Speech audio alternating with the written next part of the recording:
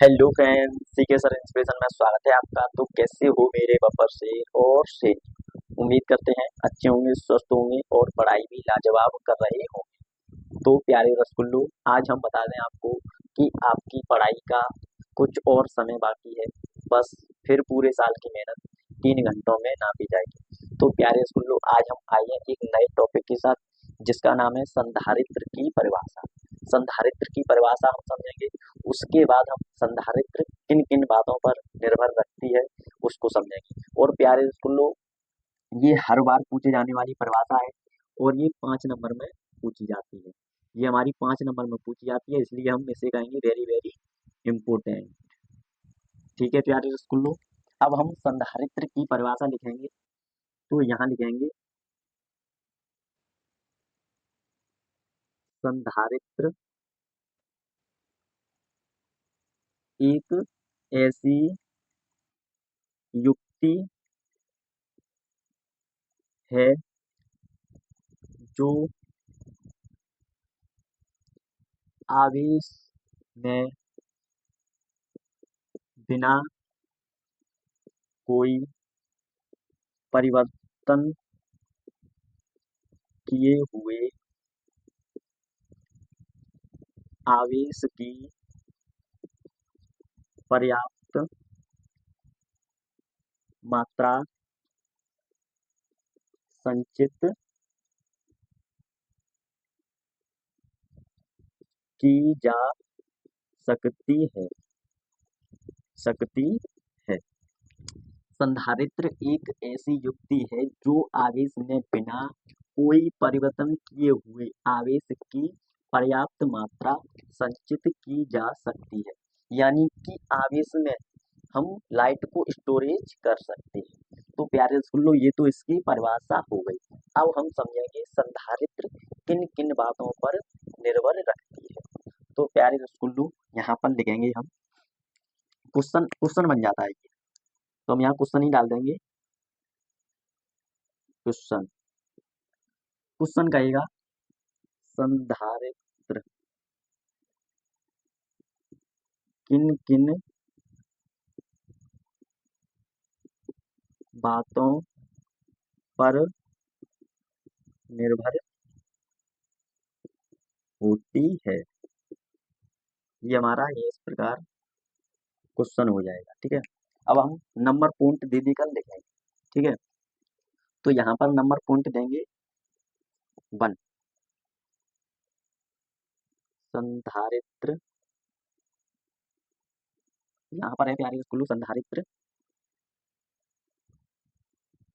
की धारिता इस प्रकार। संधारित्र की धारिता किन किन बातों पर निर्भर होती है।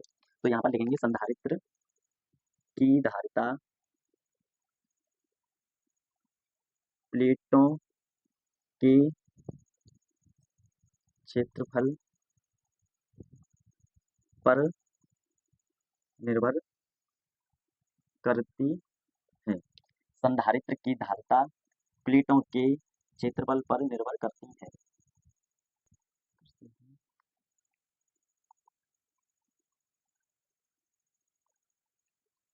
तथा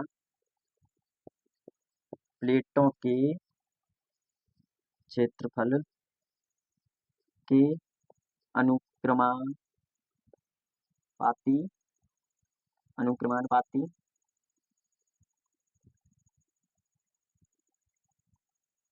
होती है। तो इसका सूत्र हो जाएगा C समानुपाती A। इसका ये सूत्र हो जाएगा, संधारित्र की धारिता प्लेटों के क्षेत्रफल पर निर्भर करती है। तो इसका ये सूत्र हो जाएगा। और नंबर 2 पॉइंट है, आगे से लिखेंगे यहाँ से। नंबर 2 पॉइंट है संधारित्र की धारिता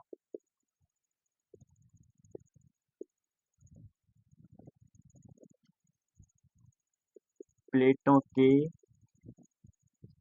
बीच की दूरी के व्युत्क्रमानुपाती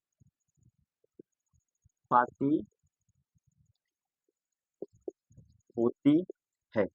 इसका प्यारे स्कूलों सूत्र हो जाएगा C समानुपाती 1/D।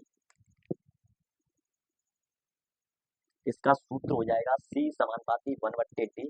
और लास्ट है हमारा थर्ड थर्ड पॉइंट, उसे लिखेंगे संधारित्र की धारिता। संधारित्र की धारिता प्लेटों के बीच के पदार्थ पर निर्भर